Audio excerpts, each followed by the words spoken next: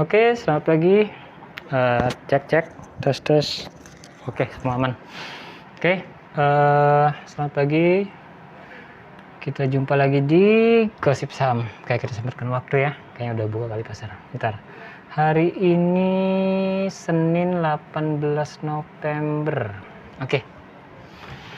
Oke, kita berjumpa lagi di channel Gosip Saham. Kita saat ini menggunakan aplikasi Ajaib seperti biasa karena tampilan user interface-nya mudah. Terus kita dibantu dengan analisis rasio-rasio yang udah diringkas. Jadi kita nggak terlalu banyak ngitung lagi sih. Kalau dulu kita harus download laporan keuangan, kemudian kita cek. Cuman ya perlu sih kalau pengen lebih detail lagi buat pengen dapat angka rasionya dengan ngikutin rumus-rumus yang udah diajarkan. Cuman ya perlu waktu sih. Kalau kita yang biasa di lapangan mungkin perlu yang lebih ringkas, dan aplikasi Ajaib ini termasuk membantu.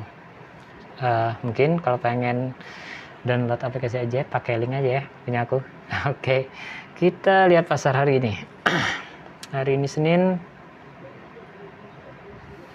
market market buka hijau habis Jumat kemarin penutupan. Oh iya, sorry, Sabtu Minggu kemarin nggak sempat bikin konten, aku sibuk. Paling aku sempat bikin buat video short buat analisis cepet aja sih, ngisi video short dibanding kosong. Oke. Hari ini market dibuka 7161, naik sekarang 1766. Oke, mungkin udah pada jenuh jual kali ini, otomatis pada pengen masuk lagi dia. Gak apa-apa, biasa aja. Kita lihat penggeraknya aja dulu ya. Oke, kita lihat penggerak hari ini siapa yang bikin hijau. Di papan utama ada JSPT 25%, DAAS naik hanya 8%. Betul kan? Ya, kalau dia 25% dia bakalan arah lagi. Cuman mungkin sekarang udah pada pinter, udah tahu harga fundamentalnya berapa, ya udah. Untuk naik lebih dari harga fundamental bisa, cuman itu udah ranah spekulasi. Nah, di situ yang udah masuk ranah penjudi. Udah tahu harga fundamental sekian, terus mimpi bakalan lebih naik lagi, ya nggak apa-apa sih. Dan di pasar modal semuanya bisa, tergantung pengendalinya. Kalau pengendali dia punya modal buat borong dulu semua saham-saham yang ada di pasar, borong semua, baru bisa dia mainkan buat naik. Ya, cuman kalau yang pengendalinya ya pas-pasan, mungkin ya sampai harga fundamental. Nah, karena kita value investing, kita ngelihat ya itu fundamental dia di atas harga fundamental udah kemahalan. Selama di bawah fundamental bisa kita koleksi, tapi tergantung siapa pengendalinya, bidang usahanya, dan masa depan dia dan labanya tumbuh atau enggak. Oke, siapa lagi di penggeraknya? ICBP naik 1,7, AMN 1,6, ITMG juga naik kecil, GMTD, Furu, MCO, Tambang, MLBI, Multibintang ini minuman keras kali ya. Iya sih, TPIA, Daya naik. Oh, yang kemarin itu baru IPO. MBAP, INKP, INDR, oh ini bidang itu tekstil ya. Padahal dia dulu kuat, ini harganya 10 ribuan, sekarang jatuh ke 2.000 karena ekonomi global. KMTR, BRMS, Mark, Ultrajaya, BRIS, CSSR, MPMP, LTA, ADES, Amur, Polo. Oke, kita lihat penggerak di papan kedua. Papan kedua ada JSPT naik, Daya naik 13%. KMTR 370, Men, BRMS, MGLV, UDNG, Lopi, Widi, Rans, MSIN, Link, Hitch, Humpus. Kayaknya punyanya ini si Humpus ini grupnya Bambang Triatmojo, yang anak Bapak Soeharto kalau nggak salah. Oke, koreksi aja kalau salah. MPPA punyanya Lipo, dia mengelola itu sih pusat perbelanjaan Hypermart Gold, DMMX, Heli, CSRA, LPI, Dewa, Dharma Henwa, grupnya Bakri, JCC, Kabel, Beton, Erdata, Teknologi, Depo, NKP. Oke, itu sekilas penggerak bursa hari ini. Kita lihat pemberatnya. Top loser papan utama, ada siapa aja? MLPT kemarin oh iya bener, kemarin udah 30 ribuan, sekarang turun 11%. Wow, karena harganya nggak segitu.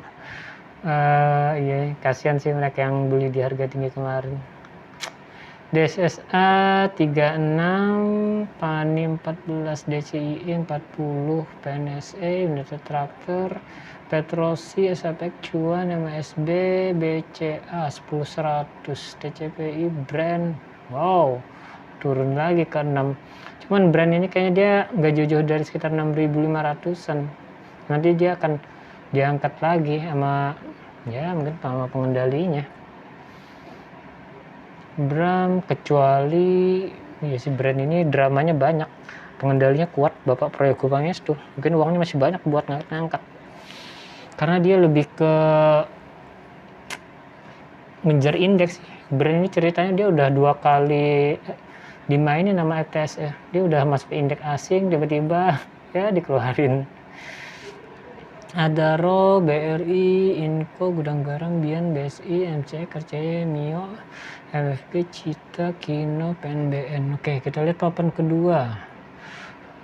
Untuk pemberatnya siapa aja ini? PNSE, grupnya Pujiastuti, ini grup perhotelan kalau nggak salah. RCC, Sol, Cita, MS, Kici, Trim, Sweet, Saraswati, Inai, Oil, Olive, Shots, Aksio, Komputer, MHKI, Multihana Crescendo, apalagi nih, MBMA, Agar, Sia, Bata. Bata ini masih, perasaan udah tutup pabriknya. Bata, Puji, Awan, Elmek. Oh ya, Bata ini itu juga sih imbas dari temannya tekstil. Yang jelas manufaktur semua udah dihajar Cina kita semua. Yang gak lama lagi besi dan baja, alat berat juga, tekstil udah kolaps. Oke. Nanti seharusnya kita ada omongin spesial kalau memang kita harus terima kenyataan manufaktur udah nggak bisa lagi, dan dunia ini mungkin bahasanya udah benar-benar perdagangan bebas. Siapa yang termurah, tercepat, dan terefisien, dia akan jadi pemenang. Tugas kita sebagai investor, kita akan proyeksi, kita beradaptasi, dan kita analisis. Iya, cuma itu. Ayam, Elmek, ASDM, asuransi Dain Mitra. Oh iya, ASDM-nya aku suka ini. Bidang asuransi keuangan, dia salah satu pilar yang pesan Warren Buffett harus punya kita. Nanti kita ngomongin khusus, ada 4 pilar sebenarnya yang wajib kita punya buat penjaga kalau pesan Warren Buffett. SDM, bentar, SDM-nya aku mumpung lagi turun, malah naik. Iya, soalnya dia harganya, bentar, harga dia di 490. Oh iya, lagi naik 500, tadi udah harganya 0,51, dividen dia 400 hingga 800. Oh iya, masih masuk. Nah ini kalian lihat dividen yieldnya di harga 400 8%. Oh besar itu. Kita tunggu turun aja nanti kalau pengen beli. Oke, kita lanjut. SDM Hatch. Oh ini bidang perjalanan, aku punya sih ini. Hatch ini harga dia berapa? 92, 97, berarti masih bisa naik dia di harga 97. Dia baru IPO ini. Bidangnya unik sih, dia bisnis perjalanan, kayaknya haji umroh, pariwisata, dan mungkin emiten di bidang ini nggak terlalu banyak dan unik ini. Ya, saya tahu dia makin besar ya. Kita lihat pengendalinya, kalau manajemennya bagus ya bisa dikoleksi. Oke. Kita udah lihat penggerak beserta pemberatnya. Kembali turun ya biasa. Kita lihat siapa yang mau IPO, sisa 2, GWAA sama AAD. Oh ya, ini kalian kalau yang pengen ngerasain beggar, ikut di AADI ini. Kemungkinan fund asing semua pada bergerak ke sini. Ini akan dibawa terbang nanti, kemungkinan entah seperti Aman, AMN dan Brand, karena dan yang mereka raih mungkin hampir kurang lebih otomatis Wow, ADI kalau kalian pengen ikut, kalian masih bisa pesan ya minimal siapkan 590.000 untuk satu lot. Ini masih dalam masa penawaran. Iya, tinggal pesan aja kalau pengen. Kalau kalian pengen, biasanya kalau para IPO hunter udah pasti ikut mereka. Agenda hari ini kita lihat. Dividen FVCT, kayaknya FVCT berapa, 3 rupiah per lembar. Selamat kalian punya FVCT, karena kebetulan aku juga punya, ya nggak terlalu banyak sih. Ini dia bidang kayu lapis dan dia fokus dominan ekspor. Seperti biasa aku paling suka yang tujuan dia ekspor, karena kalau jual ke domestik biasanya sih ya nggak terlalu ngaruh. Kalau dia fokus ekspor, dia penghasilan dia dolar tuh kemungkinan nanti akan terus naik berdasarkan indeks. Kalaupun turun sebenarnya itu justru kesempatan buat beli FVCT. Oke, harga dia berapa ini? Harga dia 309 paling tinggi. Masih jauh, masih ada kemungkinan beggar 200%. Cuman nggak tahu tahun kapan. Yang penting dia menghasilkan kemampuan laba bagus. PBV-nya masih murah, 0,72. Ini sih agak hati-hati. Utang dia udah 100% lebih. Oke. Nah ini dividen dia 10 di harga 100 rupiah, yieldnya 8%. Kalau di harga sekarang berarti sekitar ya 7%-an, tetap lebih tinggi dibanding obligasi dan simpan di bank. Masih layak koleksi. Ya, selamat sekali kalian punya FVCT, kalian ya dapat dividen lagi, nanti masuk. Dia kapan infonya? Payment date 4 Desember. Pencatatan terakhir 20 November. Sekarang berapa emang? 18. Oke, masih ada 2 hari. 2 hari lagi kalau yang pengen dapat dividen ini masih bisa koleksi. Oke, selamat. RUPS PEK, Adaro PEK. Adaro hari ini dia mau IPO anaknya. Dia mau bagi dividen biar para pemegang saham Adaro bisa beli saham ADI. Oke, selamat. Infonya sih besar nanti ini, karena dia besar lah. Kita 1.200 per lembar apa artinya? Artinya kalau yang punya satu lot aja udah 120.000. Cuman nggak tahu, nanti kita tunggu aja hasil RUPS-nya. Apalagi kita udah lihat IPO agenda pemberat sekilas, indeks, oke, barang, ETF, running trade lagi jalan. Kita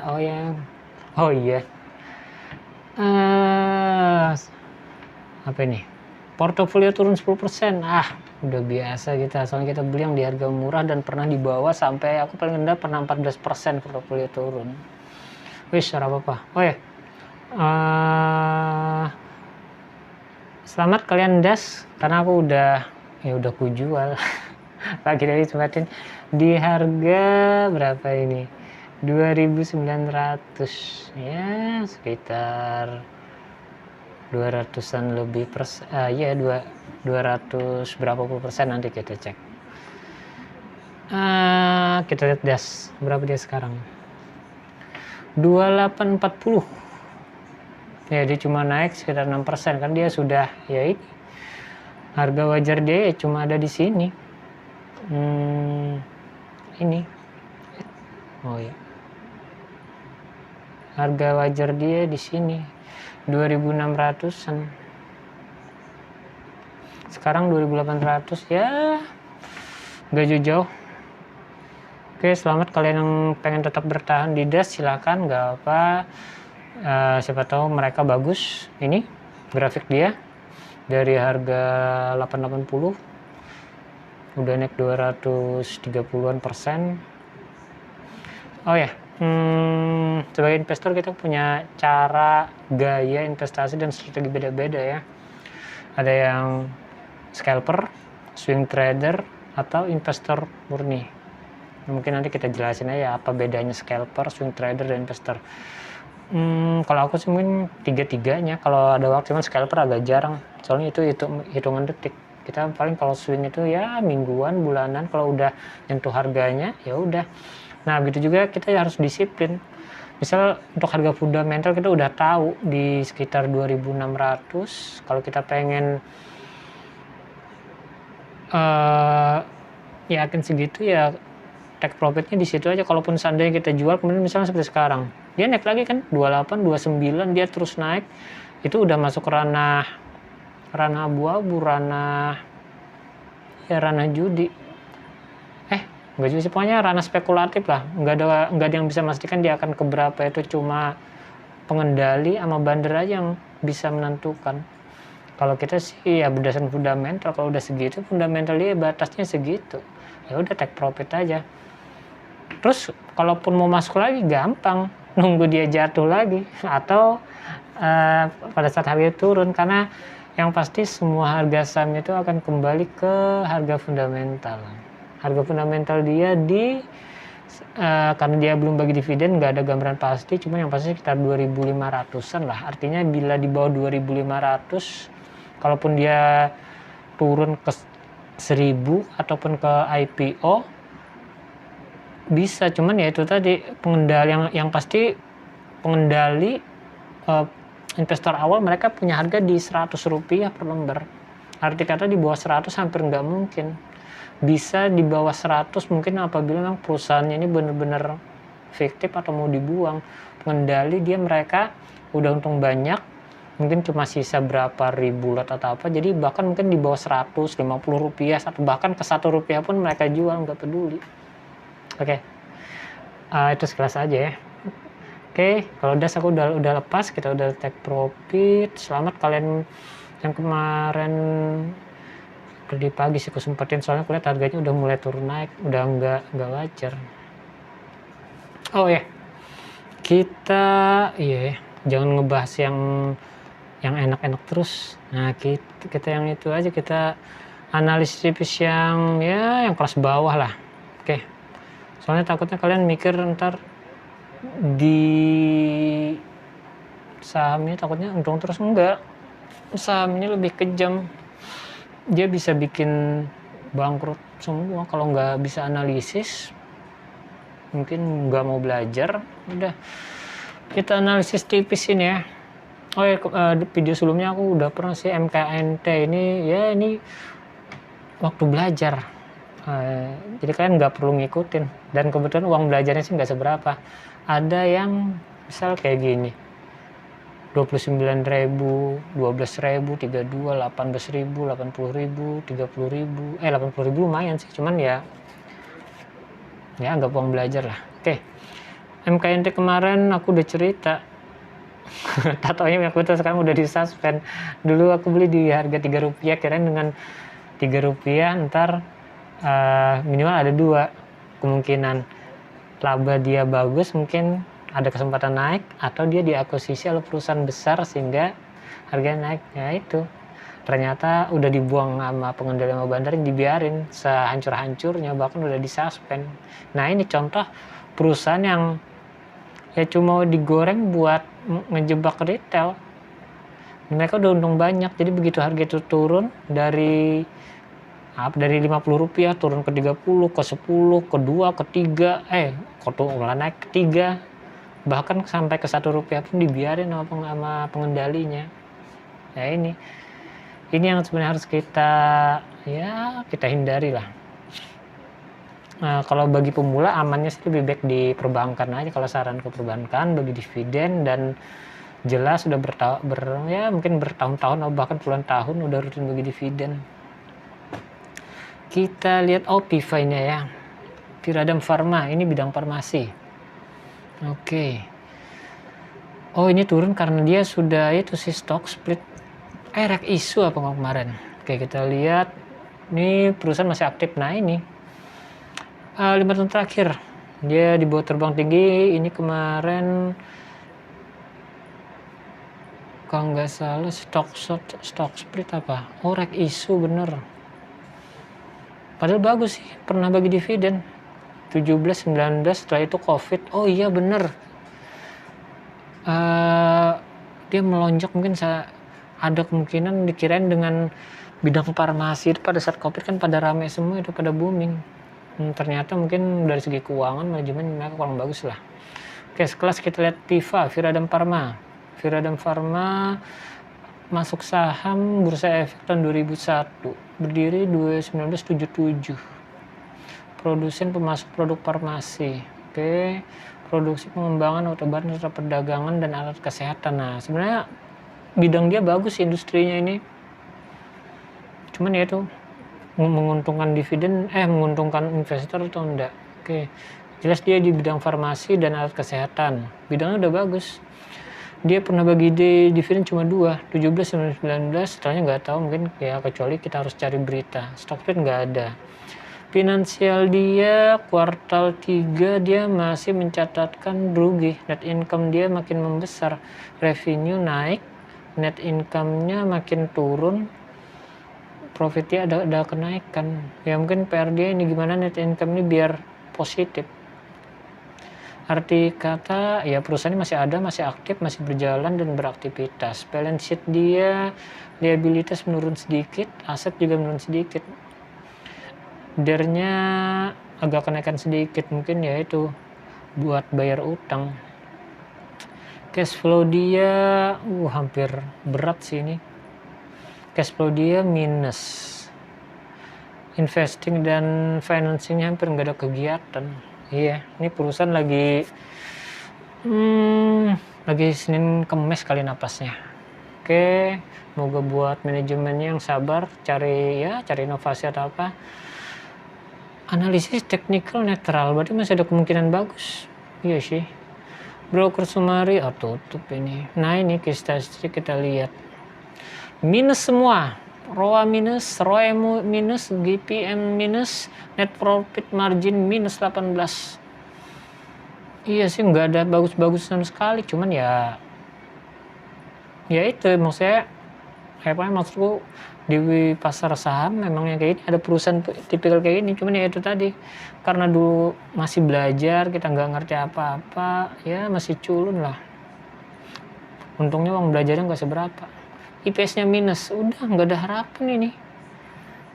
Tuh kan DER-nya 392, hampir 400%. Wow, nggak bakalan, jangankan bagi dividen, mungkin dia buat gaji staf manajemen aja bisa berat ini. Nah ini dari analisis ini kita buat pemula ini yang harus diperhatikan. Kalau udah minus ini, kalau bisa skip aja sih. Soalnya kalau udah minus ini perusahaan hampir bangkrut. Cuman ya kita nggak pernah ada yang tahu, bisa aja sengaja dibangkrutkan buat dibeli lagi, buat dikoleksi sampai semua pemegang saham di luar itu pada cut loss, pada ngejual. Nah ini ada modus-modus, istilahnya mungkin kungfunya kali ya, kungfu para manajemen atau para pengendali di sana. Perusahaan sengaja dibikin drop, jadi para pemegang saham di luar sana yang nggak kuat mentalnya ngelihat minus, dia bakalan cut loss, jual di harga murah walaupun rugi. Itu udah diborong, diakumulasi sama bandar-bandar. Begitu dia lihat persentasenya udah habis atau minimal sisa sedikit, baru mereka mainkan. Ya mereka tinggal merubah laporan keuangan dengan menjadikan positif, tiba-tiba ada pembelian, entah dapat pendanaan asing, dapat pinjaman, atau di akuisisi perusahaan besar, dia akan naik dengan bantuan media, dia akan udah pada FOMO nanti, baru mereka pada jual. Cuman ya itu tadi, lihat fundamentalnya. Yang pertama juga harus ngeliat siapa pengendalinya. Kalau dia rekam jejak dia nggak bener, biasa mainin harga saham, biasanya kalau dia megang saham itu lagi, dia akan mainkan lagi, nggak jauh-jauh beda. Oke, mungkin itu sekilas analisis perusahaan yang calon-calon minus ya. Oke, kita udah lihat pasar saham, harga udah ada kenaikan, dia penggeraknya udah kita analisis tipis-tipis perusahaan yang kurang bagus, kurang liquid, dan kemungkinan, soalnya kemarin aku banyak ngebahas yang untung terus, takutnya nanti yang nonton pada kirain pasti selalu untung, ya enggak lah. Oke, kita kembali ke gosip biasa, kita baca berita aja. Kita lihat perkembangan, kita insek apa aja. Yang pasti selamat kalian punya FWCT, ya dapat dividen lagi. Walaupun gak seberapa, kumpulin aja, nanti kita belikan lagi saham-saham yang harganya under value dan wajar. Oke, harga Antam naik.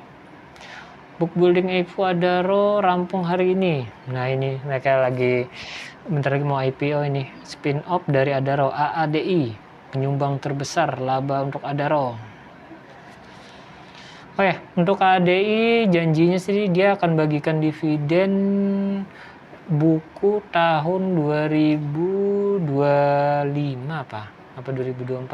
Mungkin kalian yang udah baca prospektusnya nanti berarti agak lama sih, mungkin iya, bukan tahun ini, dia mau salah tahun depan kali dia mau mulai bagian dividen. Cuman nggak ada kepastian karena bisa aja nggak dilaksanakan dividen. Buktinya adalah anak Adaro ADMR dari pertama IPO hingga sekarang belum ada bagi dividen. Padahal janjinya kemarin begitu IPO mau bagi dividen. Cuma itu hak para manajemen. Kalau mereka setelah rapat umum pemegang saham memutuskan tidak bagi dan semua mendukung, ya mau nggak bagi.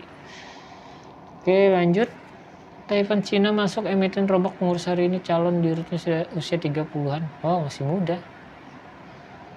Sah bos Alfamart Solihin jadi ketua Aprindo 24 2028. Oke, selamat Pak Solihin. Saham DWGL dan BDKR terkena suspend tidak diperjualbelikan. Nah ini resiko perusahaan yang udah nggak keurus. DWGL, BDKR disuspend tidak bisa diperjualbelikan.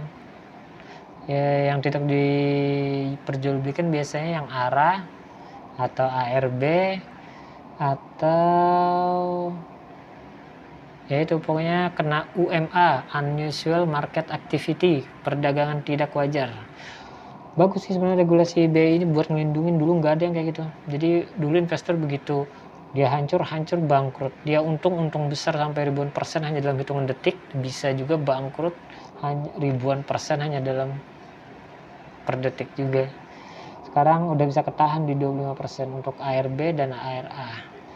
Fokus pasar RDG, apalagi Solana base the best track in record. Uang pensiun Jokowi mulai cair segini besarnya. Wah, nggak dibagi kita, nggak usah dibuka lah, ntar ngiri kita. Pastikan kepatuhan pajak. KBR baru datangi 2 perusahaan Jepang. Oh ya benar, kalau perusahaan asing kalau bisa kejar pajaknya, jangan sampai kelewatan, bukannya kita. Oh ya, untuk pajak udah resmi ya, 12% mulai awal 2025. Ngomongin pajak memang nggak kemungkinan besar ya, karena menterinya masih masih sama. Bu siapa itu namanya, lupa aku. Pokoknya untuk menterinya masih sama, Menteri Keuangan Bu Sri Mulyani. Otomatis kebijakan nggak akan jauh dari zaman Pak Jokowi. Iya.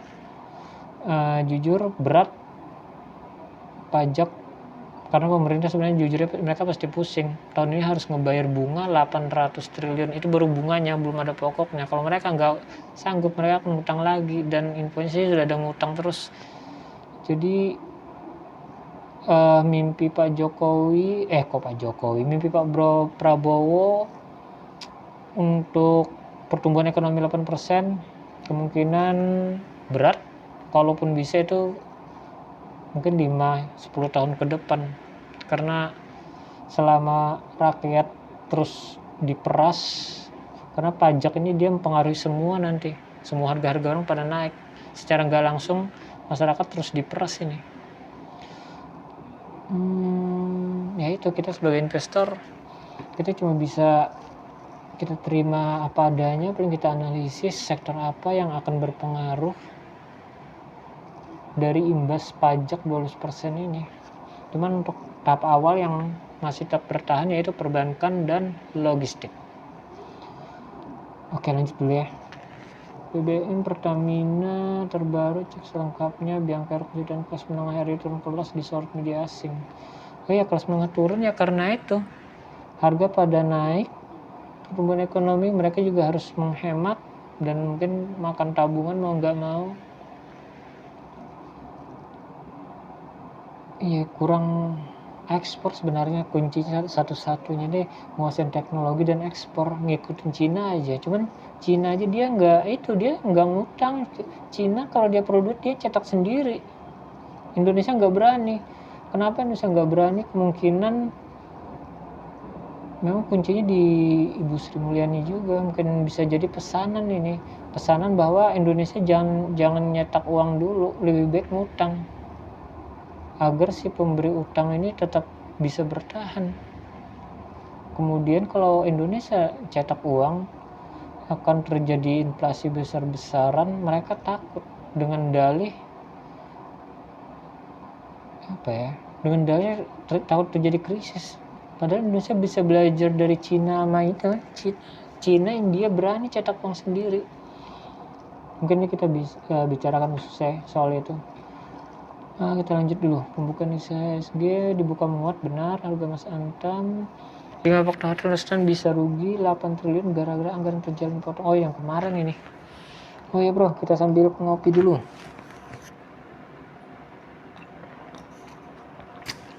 Sip. Oke, lanjut. Jadwal tes CPNS. Selamat, kalian mau tes apa ini? Trend Skincare, harga emas, book holding IPO, tapin. Udah, beritanya kayaknya udah semua.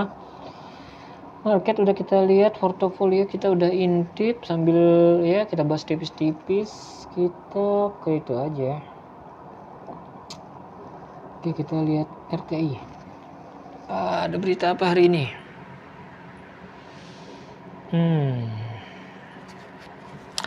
Berita terbaru.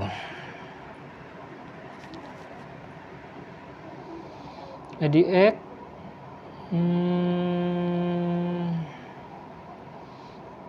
Wow, domestik ini banyak ini. Untuk jumlah saham asing nggak terlalu banyak, masih domestik. Bagus sih sekarang domestik lebih mendominasi. Dulu sebelum literasi gencar, kalau nggak salah asing ini yang paling dominan, domestiknya kurang. Jadi kalau mereka pada ngebuang udah hancur pasar.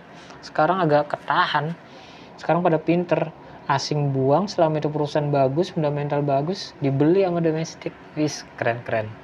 Oke, lanjutkan. Makanya ini literasi, ya ini channel kita ini buat channel kecil-kecilan lah, masih kita sama-sama belajar. Cuman kita udah belajar pada dasarnya, udah pada tahu kapan jual, kapan beli, dan di harga berapa. Itu intinya. Bahkan kalau bisa belinya itu pada saat market jatuh, pada asing pada keluar, baru kita masuk yang retail, kita cicil kecil-kecil. Oke, Sumitomo versus OCB meluncurkan klaster mall Jawa di Bogor. Berarti itu sih perumahan kali ya. Realisasi produksi batubara nasional sampai target. Berarti lebih dari target. Gak apa-apa, tergantung selama ada pembelinya aja. Cuman jangan juga sih stok melimpah, soal kalau stok melimpah nanti harga dunia jatuh. Soalnya cyclical batubara ini, kalau harga dunia jatuh, udah harga jatuh juga. Tapi nggak masalah sih kita. Kalau harga jatuh, kita ada uang, ya kita beli emitennya.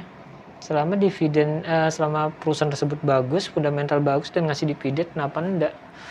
Jadi kita ya terserah, kita apapun yang terjadi di luar, kita udah punya planning. Justru pada saat batubara naik nanti baru kita jual kalau mau. Kok itu buat yang ngejar capital gain lah ya. Jadi tempat favorit pencucian uang, strategi OJK masih hasil kripto. Oh iya bener, kripto ini memang sebenarnya lebih dominan ke pencucian uang sama transaksi gelap. Pokoknya transaksi hitam lah. Karena mereka tujuannya tidak mau terawasi oleh perbankan setiap negara. Karena ini memang cara baru. Dulu koruptor mereka dengan beli aset tanah, kemudian sekarang udah kepantau terus, mereka pindah strategi ke asuransi. Pernah dengar? Nah, dulu kalau di asuransi itu mereka ceritanya ngambil premi atau daftar nasabah asuransi. Mungkin dia udah ngomong sama sales asuransi, mungkin beserta manajernya, bla bla bla bla. Intinya mungkin dia mengklaim dan kemudian dapat uang asuransi. Bahkan dulu asuransi mungkin nggak kepantau atau nggak terhubung secara online dengan perbankan. Jadi ya uang koruptor itu seolah-olah itu adalah uang dari hasil klaim asuransi dia. Misalnya pura-pura kecelakaan atau apa, tiba-tiba dia dapat miliaran itu uang. Padahal itu sebenarnya bisa jadi uang korupsi yang asalnya gelap, dia akan jadi bersih karena langsung masuk ke rekening dan jelas dari pembayaran klaim asuransi. Nah, sekarang asuransi juga mulai terhubung dengan sistem perbankan dan udah kepantau semua. Jadi apapun yang dilakukan para koruptor itu, tanah udah nggak terlalu bisa, lewat asuransi nggak bisa. Mereka harus punya cara untuk membersihkan uang haram tersebut. Dan yang terbaru yaitu dengan kripto. Jadi misal kamu koruptor, terus kamu mau dapat transferan dari vendor, ya kan? Kalau cash, kalau koruptor besar mungkin cash terlalu banyak, dan iya sekarang kan kepantau juga di bank itu, narik uang dalam jumlah besar harus ada keterangan jelas. Jadi koruptor sekarang dia tinggal minta, misal dia minta berapa koin, atau misalnya satu koin sekarang udah 1 miliar lebih, misal dia dapat fee dari vendor 10 miliar lah contoh, berarti dia akan minta 10 Bitcoin. Nah, vendor tersebut mau nggak mau dia harus belikan berapapun harga Bitcoin tersebut di pasar. Kalau udah dapat baru dia kirim ke wallet si koruptor. Ya udah, memang ada ranah untung-untung itu kan. Seandainya kripto lagi naik, syukur. Kalau kripto turun, kalau bagi si koruptor tetap syukur karena dia bersih, nggak perlu kerja keras keringat buat dapat miliaran tadi. Memang kepantau agak sulit sih sebenarnya Kak kripto, kalau pengen dipantau, kalau dia langsung ke wallet dalam hitungan detik tanpa dia akan bilang bahwa itu adalah investasi di kripto. Jadi sekarang memang itu. Nah, itu yang sekarang mungkin agak dipelajarin pihak pajak. Yang pasti kripto bergunanya, fungsinya di situ kok. Makanya dia nggak punya fundamental dia hanya biaya penambahan, tapi dia bisa dipergunakan untuk pencucian uang. Oke, kayaknya udah panjang sih. Cuma ngobrolin itu, itu sekilas gosip di luar lah. Ya, kita yang kecil-kecil minimal tahu aja. Paus Fransiskus minta penyelidikan atas genosida di Gaza dilakukan. Oh iya, memang genosida di Gaza ini bukan cuma muslim sih, ke agama lain juga ada jadi korban rakyatnya. Rupiah spot menguat pada perdagangan Senin. Daftar pemimpin negara peserta KTT, harga emas Antam sebulan minus 1,7, emas turun. Haji 2000 diberangkatkan 2 Mei. Reksadana campuran milik BRI imbal hasil 6,28. Nah ini reksadana 6,28. Karena itu kita harus cari dividen yield dari emiten kita itu, kalau bisa 6 atau di atas 6 makin bagus per tahun lah ya. IHSG menguat perdagangan cuma 20% setahun. Rekomendasi teknisi Prabowo targetkan 10% dari dalam 10 tahun. Jujur sih kayaknya terlalu tinggi nih mimpi Pak Prabowo, cuman ya udahlah. Kemarin mimpi ekonomi 8%, sekarang mimpi 100% energi terbarukan dalam 10 tahun. Cuman ya sebenarnya sih nggak ada yang nggak mungkin. Nggak apa-apa, kita dukung aja, positive thinking aja kita. Adaro gelar EPS hari ini minta restu dividen jumbo. Wow, hingga ubah nama. Oh iya, dia mau ubah nama nanti nih. ADI tadi kayaknya. Jumbonya kita nggak tahu, cuman gambaran sekitar 102.200 per lembar saham. LG jadi perusahaan terintegrasi, luncurkan beragam produk, harga emas Antam. Apalagi nih, saham favorit asing, cek saham banyak dijual. Perusahaan yang bergerak mixed, intip agenda. Bus KFC Cina bocorkan cara unik ciptakan menu barang jadi hits. Iya, harus inovasi sih bilang-bilang kayak gini. BPD optimis juga pertumbuhan kredit. BGR Logistik Indonesia dengan inovasi lain logistik. Alasan pemerintah menghentikan impor sampah plastik. Ngapain yang diimpor kok malah sampah? Ini udah sama, artinya manufaktur plastik kita nanti bakalan, oh iya bener, tekstil udah kolaps, tekstil, kain, alat berat, besi baja, sekarang bidang petrokimia fix, udah satu persatu manufaktur Indonesia akan kolaps. Makanya mungkin pemerintah menghentikan, cuman ya ini takutnya biarpun dihentikan mereka kan lewat jalur ilegal atau pelabuhan tikus. Jadi industri di bidang petrokimia, plastik, mereka nggak bisa bersaing dengan sampah plastik, karena sampah plastiknya akan didaur ulang kemudian diolah lagi. Misal kalian yang biasa buat itu baskom, ember, yang bahan-bahan plastik, itu nanti mungkin untuk yang bahan murah udah plastik daur ulang ini yang didapat dari impor luar negeri. Ya, hebat Indonesia. Sampah plastik diimpor, di sini dijual, ya itu karena ini ya setiap perusahaan akan mencari cara untuk efisiensi. Oke, berarti industri plastik lagi yang kena ini. Bener, satu persatu industri akan kolaps. Industri baja, alat berat, kemudian truk impor, udah tekstil udah kolaps, sudah berat kalau mau bersaing. Oke, kita lanjut. Jika penerbitan SBY berkurang, bankir buka peluang. Emiten semen masih penada berkah 3 juta rumah. Emiten semen menada 3 berkah, ya tergantung semen apa yang digunakan. Bila semen yang digunakan adalah semen yang tidak ada di bursa saham, yang nggak ada gunanya. Tinggal cek aja ke lapangan. Misal kita punya semen Gresik, semen Indonesia, cek aja di lapangan dipakai enggak.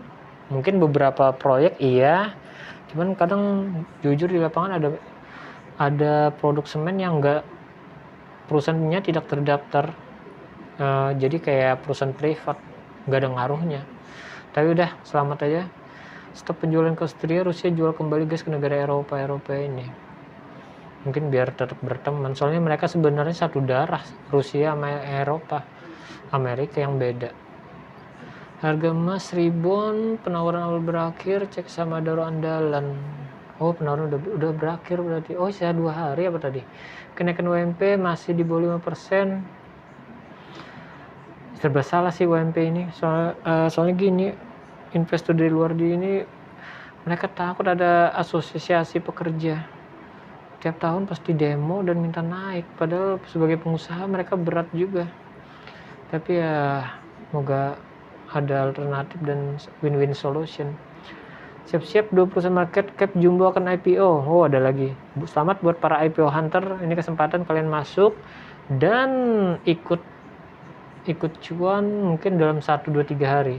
Ya, Anda juga sih, kayak Das kemarin kan dia pasti disuspend hari pertama, kedua, ketiga, kelima, berarti ya seminggu lah kasih tempo. Tunjangan PPN 12% berlaku tahun depan, simak efeknya. Udah. Oke, pokoknya kita analisis, kita proyeksi, kita terima apapun yang terjadi karena kita aliran realistis. Kita mau demo juga buang-buang waktu, mendingan analisis saham atau ya cari penghasilan luaran. Karena kita terima aja apapun yang terbaik. Rekomendasi saham Saratoga, Palem, peraturan Cortex. Oke, kita lanjut berita yang lain. Kita tambah insek aja, jadi tahu. IDX ya, IDX Mobile.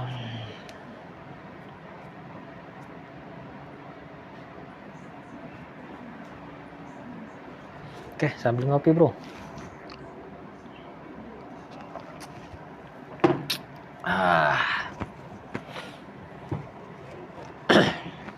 Kopinya agak beda nih, ada jahe merahnya, pengen ngerasain. Kita lihat apa ya, equity, saham, derivatif,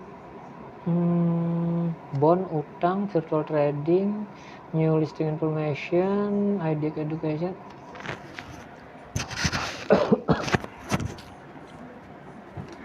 Tadi berita aja. IHG dibuka das dan nen puncak top gainer. Iya das. Oke, selamat kalian yang udah take profit capital gain di das. Kalaupun kalian pengen bertahan di das nggak apa-apa, silahkan lanjut, siapa tahu mereka akan tumbuh besar, nggak apa-apa. Selamat. Harga Antam, saham DWGL suspend tapi dibelikan. Oh tadi udah. NPW sebut Indonesia sebagai mitra yang sangat penting. Iya sih, Indonesia soalnya dia di Katulistiwa punya lahan yang bagus, bidang bagus. Sebenarnya Indonesia ini emas. Saham Karwe hingga das kena UMA setelah harga naik tajam. Berarti udah disuspend lagi berarti. Oke. Gak apa-apa, kita sesuai disiplin. Profil PT Chandra Asri, pemasok utama industri petrokimia. Ini petrokimia dia bilang plastik itu. Apalagi nih, drawdown trading berpotensi turun ke 7.000, BRMS Indofood menjadi pilihan, bertemu dengan PBB, dukung energi baru terbarukan. Iya sih, ke depan ini ada EBT, energi baru terbarukan ini akan ya narasinya akan dibangun terus dan memang bagus sebenarnya demi menjaga lingkungan. Pilar ekonomi global, kemudian transaksi BCA, potensi rebound, proyeksi, ESG, rapat umum, oke. Udah ada gambaran kita ya, insight terbaru. Kita itu aja ya, kita ngobrolin apa tadi.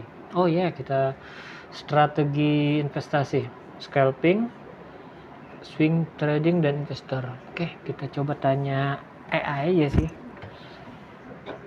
AI-nya tahu nggak dia? Scalping. Apa itu scalping?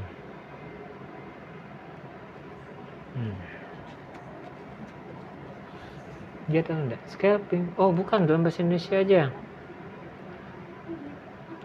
Scalping. Bahasa Indonesia. Disingkat bisa nggak deh? Bahasa Indonesia.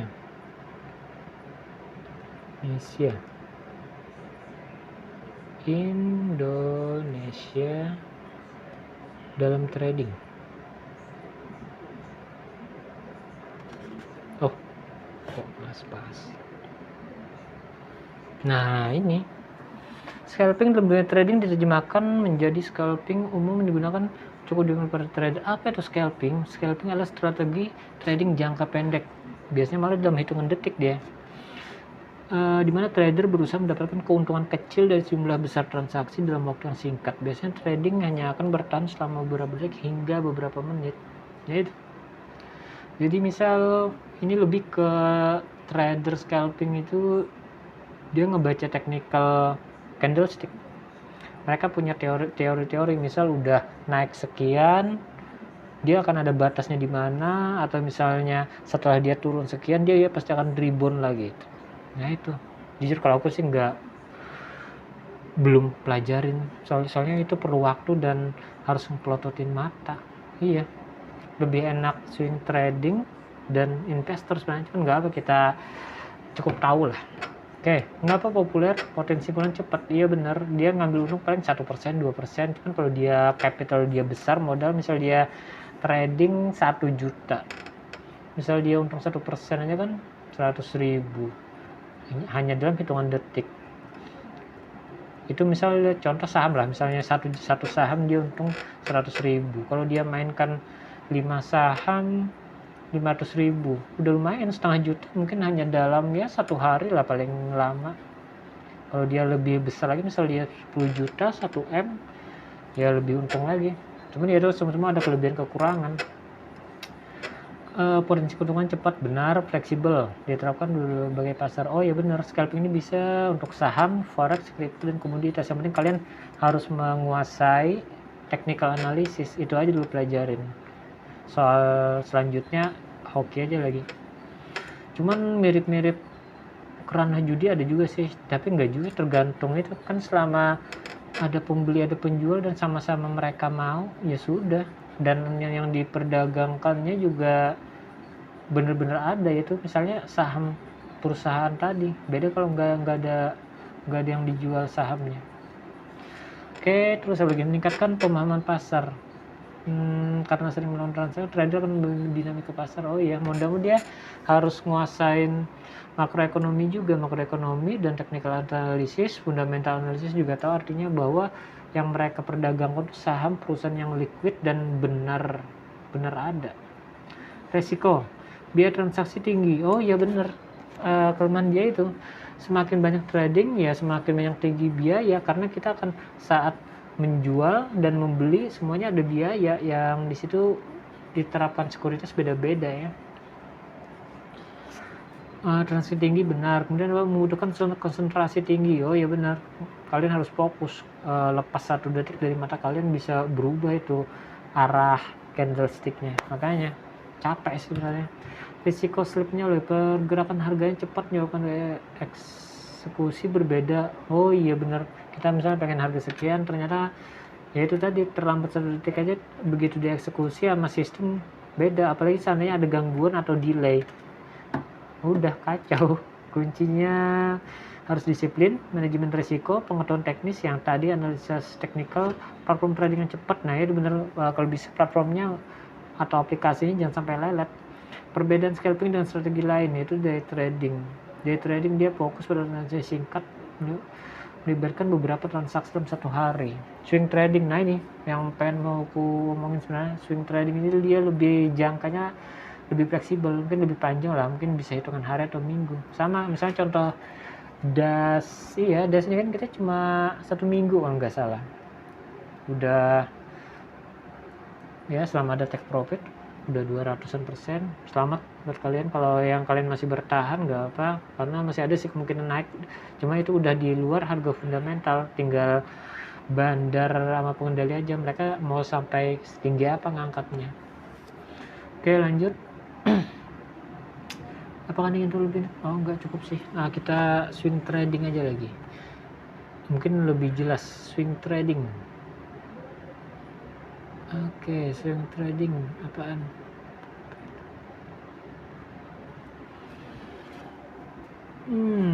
Dia yang jawabnya apa nih? Swing trading itu strategi perdagangan di mana trader berusaha mendapatkan keuntungan dari pergerakan harga aset dalam jangka menengah. Oh iya, jangka menengah bedanya. Kalau scalping tadi jangka pendek, hitungan detik.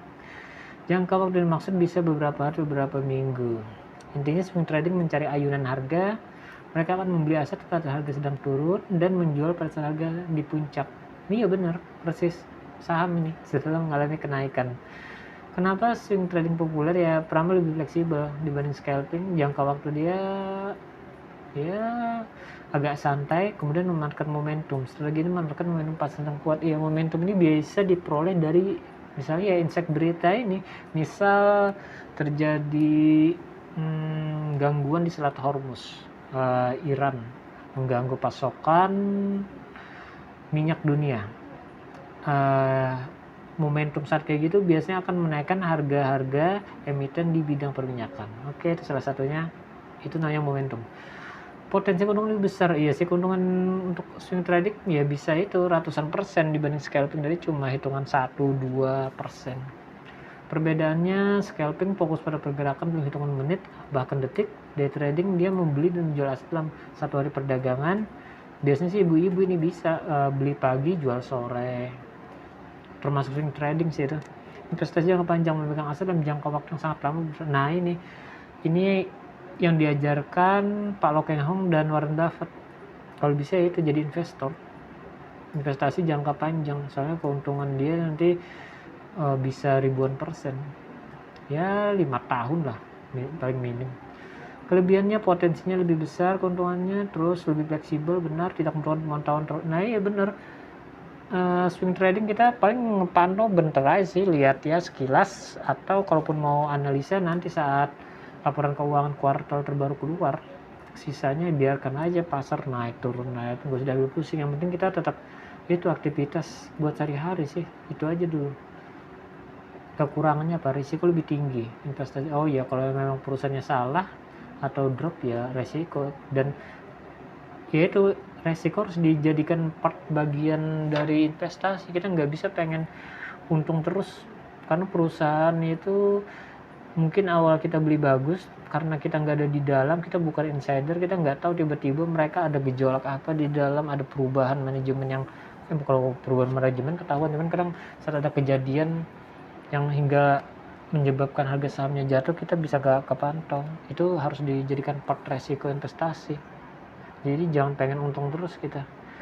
Membutuhkan analisis yang lebih mendalam. Iya. Cuman ya di channel ini kan kita sama-sama belajar analisis cepat aja. Cuman lebih detail harus buka laporan keuangan. Perlu kesabaran. Kuncinya apa ini? Analisis teknikal.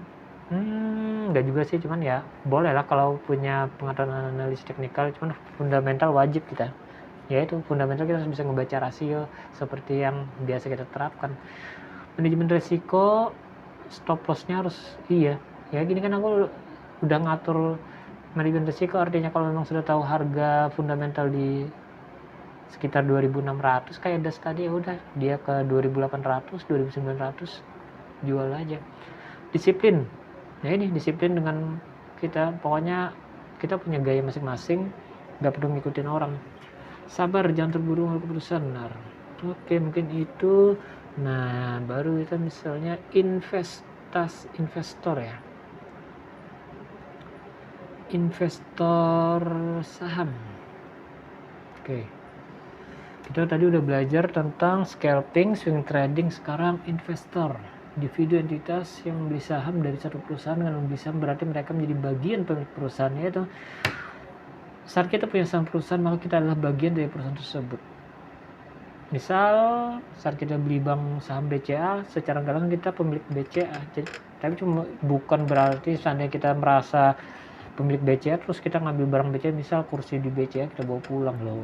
Begitu ditanya security, bilang aja, maaf pak, saya pemilik saham. Ya enggak juga gitu kali ya. Makanya secara mental kita memiliki sehingga kita mencintai, misal untuk BCA tadi kita punya saham BCA, otomatis kita menggunakan produk BCA, kita menawarkan produk BCA tersebut ke teman-teman keluarga, misal mau kredit apa sih. Nah secara nggak langsung ya itu, karena itu perusahaan kita ya kita harus bantu, minimal bantu doa. Jadi rasa memiliki perusahaan tersebut besar. Mengapa orang menjadi investor? Pertama keuntungan, tujuannya untuk mendapatkan keuntungan ya. Cuman itu harus jangka panjang, kayak Warren Buffett, Pak Lokeng itu dia udah puluhan tahun baru bisa ngerasain hasilnya, nggak bisa dalam waktu singkat. Dividen, pembagian dividennya kepada pemegang saham ya ini real, langsung dan masuk ke rekening masing-masing, RDN, rekening dana nasabah. Jadi nggak ada janji-janji muluk, pokoknya ada uang sesuai rapat pemegang saham bagikan, udah dibagikan. Capital gain, nah capital gainnya adalah kenaikan harga dari saat kita beli. Misal kalau contoh das tadi ya itu kenaikannya, dia naik udah 200% dari pertama IPO atau kita beli.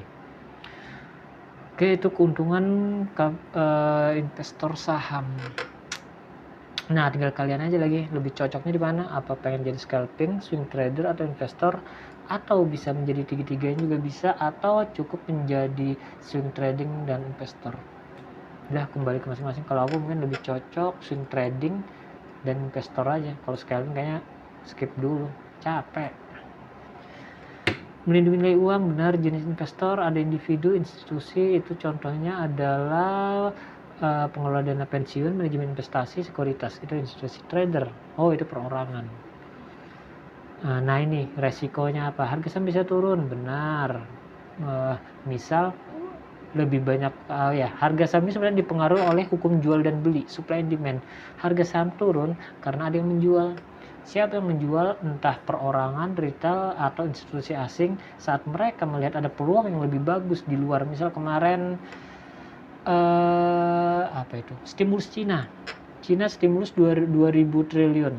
Investor asing ngelihat kalau pemerintah Cina stimulus, otomatis ekonomi di sana bergerak dan harga saham di sana akan naik. Mereka pada cabut keluar dari Indonesia, berbondong masuk ke Cina. Nah itu menyebabkan pasar kita merah. Cuman ya itu nggak apa-apa, kita normal aja, emiten kita juga normal, nggak ada masalah, nggak ada hubungannya. Oke, harga turun justru kesempatan beli kalau yang kayak gitu, dengan catatan fundamental bagus. Tidak ada jaminan keuntungan, nggak ada keuntungan, nggak ada yang bisa menjamin. Namanya investasi, bisa aja perusahaan kita rugi. Ya itu fungsinya kita belajar di channel ini. Apalagi nih, resiko likuiditas. Contohnya yang aku lihat kan dari MKNT secara nggak langsung likuiditas itu, berkata nggak ada likuiditasnya dia, bahkan di harga Rp1 nggak ngelaporkan keuangan, nggak naik, ekuiditasnya negatif, dan benar-benar dibuang, itu benar-benar hilang, udah direlakan aja. Cara mulainya dengan pelajari desain investasi benar, buka rekening saham benar, itu di sekuritas, pilih saham, oke, riset kita, kemudian beli sahamnya. Iya, udah habis itu paling pantau aja lagi. Oke, mungkin ini dulu untuk pembahasan kita udah melihat market, kita intip penggerak dan pengerek harga, kita intip toko lah pelan-pelan, terus kita belajar tentang tipe-tipe investor, scalping, swing trading, dan investor. Oke, mungkin ini dulu, kita ketemu di lain. Seperti biasa, bila channel bermanfaat, subscribe, komen, like, share. Oh, yang subscribe info aja nanti di komentar, aku subscribe balik ya, kita saling bantu lah. Oh ya, untuk video short aku kadang lebih bikin cepet. Iya kan, untuk short 1 menit apa. Jadi aku bikin analisis cepat, emiten ya, semua ada di video short. Oke, baik kan kawan.